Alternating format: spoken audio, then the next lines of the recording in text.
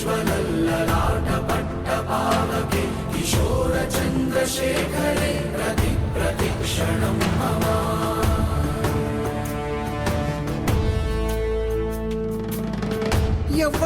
ఎవ్వడంట నిన్ను ఎత్తుకుంది, ఏ తల్లికి పుట్టాడో ఈ నంది కాని నంది, ఎవ్వరూ కనంది ఎక్కడా వినంది, శివుని ఆరాయిందేమో గంగధరికి లింగమే కదిలొస్తానంది.